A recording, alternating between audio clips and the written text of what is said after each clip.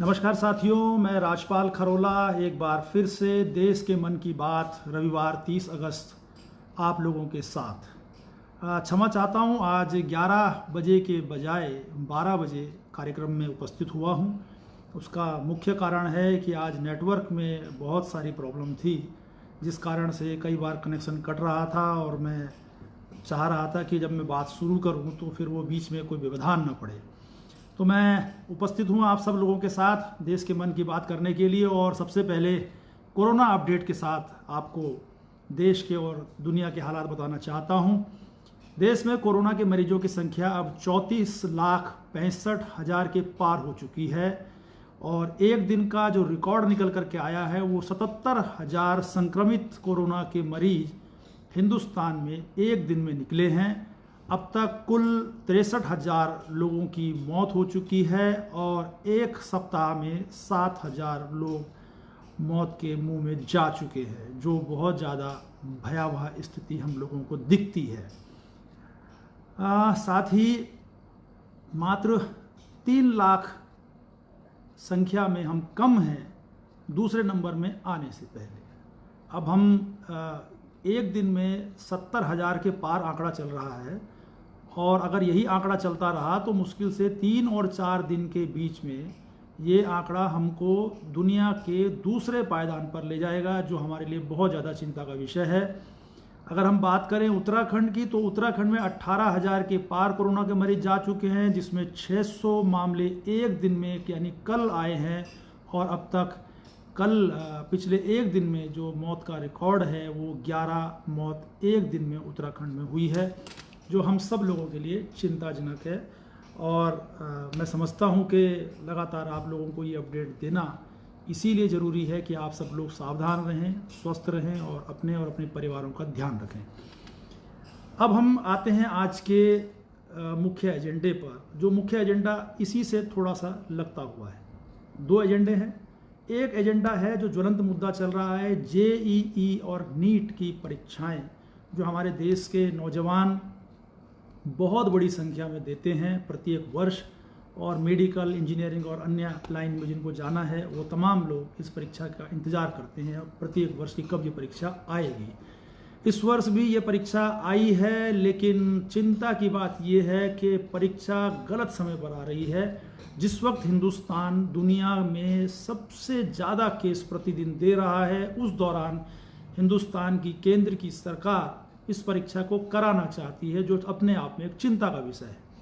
2 धड़े हैं देश में। विपक्ष है जो कहता है अभी इस परीक्षा की आवश्यकता नहीं है, हालात सुधर जाएं, उसके बाद इस परीक्षा को कराया जाए। और केंद्र सरकार अडिग है कि किसी भी हालत में निर्धारित तिथि में परीक्षा होनी चाहिए। मेरा भारत सरकार से एक सवाल है कि जिस दौर में हिंदुस्तान में 77,000 मरीज एक दिन में मिल रहे हैं, उस दौरान इस इतनी बड़ी परीक्षा को कराना कितना सार्थक है। जब हमारे देश में 500 मरीज एक दिन में मिलते थे, उस दौरान ये परीक्षाएं नहीं हो रही थी और देश में लॉकडाउन लगा हुआ था।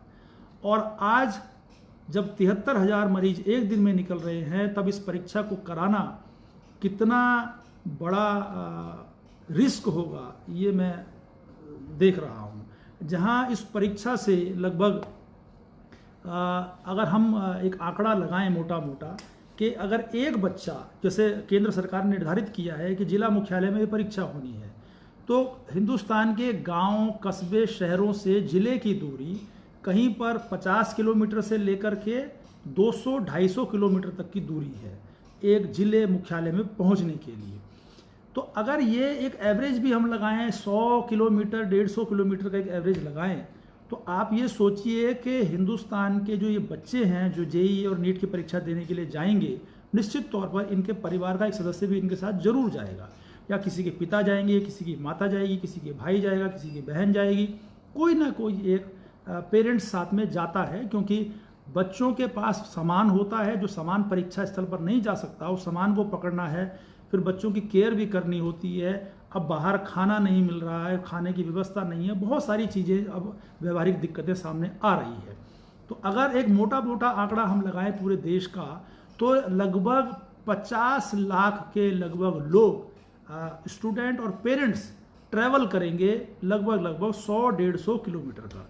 अब आप लगाइए, जिस दौर में 77,000 मरीज एक दिन में मिल रहे हों, वहाँ जहाँ पर यह कहा जा रहा हो कि बसों में बैठने के लिए सोशल डिस्टेंसिंग चाहिए, एक सीट छोड़ करके एक बच्चा बैठेगा, वहीं आप ये कहेंगे कि साहब ऑटो रिक्शा में भी कम बच्चे बैठेंगे, अगर कम बैठेंगे तो उनको किराया डबल देना पड़ेगा। कई बच्चे ये कह रहे हैं कि अगर हम सब टैक्सी बुक करते हैं, टैक्सी इतनी महंगी पड़ रही है कि कई जगह तो 5,000 से लेकर 10,000 तक का किराया टैक्सी का पड़ रहा है, वो कैसे इसको भुगत पाएंगे। तो इस दौर में जहां लॉकडाउन में सबके काम धंधे ठप हैं, जहां लोगों की जेब में पैसा नहीं है, खाने के लाले पड़े हैं, वहां पर ये परीक्षा कराना और लगभग 40-50 लाख लोगों को ट्रैवल एक दिन में कराना, ये अपने आप में कितना व्यवहारिक है, ये तो देश के सरकार और केंद्र सरकार को ये सोचना पड़ेगा कि ये कितना व्यवहारिक है।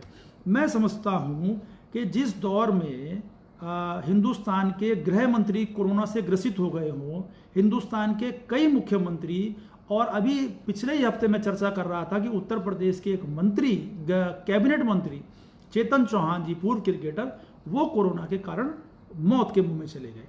तो जहां कोरोना इतने संक्रमण इतना तेजी से और इतना घातक फैल रहा है, वहां कितना व्यवहारिक है कि जेईई और नीट की परीक्षा इसी वक्त कराई जाए। क्यों ना थोड़ा सा इंतजार किया जाए, और जब कोरोना की वैक्सीन आ जाए, थोड़ा कोरोना कंट्रोल में आ जाए, देश की हालात थोड़ा सुधर जाए, तब इस परीक्षा को कराया जाए, ताकि हम हिंदुस्तान के नौजवान के स्वास्थ्य से ना खेलें। और इस वक्त उसके अकेले के स्वास्थ्य का मामला नहीं है, उसके परिवार का एक सदस्य भी है। और जब वो घर, अगर वो संक्रमण लेकर के घर जाएंगे तो 50 लाख लोग अपने घरों में जब जाएंगे तो वो संख्या करोड़ों में पहुंच जाएगी। तो मैं समझता हूं केंद्र सरकार को इस पर सोचना चाहिए, गंभीरता के साथ सोचना चाहिए, और केंद्र सरकार ने सोचा भी होगा। उसके बावजूद भी अगर वो ये फैसला नहीं कर रहे हैं तो ये बड़ा घातक सिद्ध होने वाला है। साथ ही साथ एक दूसरा ज्वलंत मुद्दा है नेताओं के बच्चों का एम्स में नौकरी करना, उच्च पदों पर नौकरी करना। ये मामला साथियों पहले भी आया है, और ये मामला पहले भी बहुत बड़े मुद्दे के साथ उठा था, जब ऋषिकेश के विधायक, विधानसभा के अध्यक्ष माननीय प्रेमचंद अग्रवाल जी का पुत्र एम्स में नौकरी कर रहा था, और उन्होंने ये बयान दिया था। जब उनसे पूछा गया तो उन्होंने ये बयान दिया कि मेरे बच्चे ने इंजीनियरिंग करी है, वहाँ पर पोस्ट खाली थी और उसे नौकरी मिल गई। तो उस वक्त मैंने ये सवाल उठाया था, आज से लगभग 2 साल पहले, कि क्या उत्तराखंड में सिर्फ विधानसभा अध्यक्ष जी का बेटा ही इंजीनियरिंग पढ़ा हुआ है? क्या बाकी सब नौजवान हमारे बेरोजगार जो बैठे हैं इंजीनियरिंग करे हुए, वो सब अनपढ़ हैं, या वो किसी ऐसे कॉलेज से इंजीनियरिंग करके आए हैं जिनको नौकरी नहीं दी जानी चाहिए? तो ये बहुत सारे सवाल हैं जो नेताओं के बच्चों के ऊपर और नेताओं की नीयत के ऊपर उठते हैं। अभी हाल ही में पता लगा है कि ऋषिकेश के विधायक, देहरादून के मेयर, और न जाने कितने ऐसे लोग हैं जिनके बच्चे एम्स में नौकरी कर रहे हैं और मोटी तनख्वाह पा रहे हैं। तो मैं इस मुद्दे को लेकर के भी आपसे चर्चा करना चाह रहा हूं कि जहां मुझको पता लगा है कि मुश्किल से बमुश्किल एम्स में 5 से 10% उत्तराखंड के नौजवानों को नौकरी मिली है, जबकि कहा यह गया था कि 50% उत्तराखंड के नौजवानों को नौकरी दी जाएगी, और जिनको नौकरी दी जाती है उनको टेम्परेरी नौकरी दी जाती है, जिन पे बॉन्ड भराया जाता है 11 महीने का। और जहां तक सुनने में आपको भी आया होगा, मुझे भी रोज आता है कि पैसा लेकर के नौकरी दी जाती है, उसके बाद 11 महीने के बाद उस नौकरी की कोई गारंटी नहीं होती कि नौकरी रहेगी या नहीं रहेगी।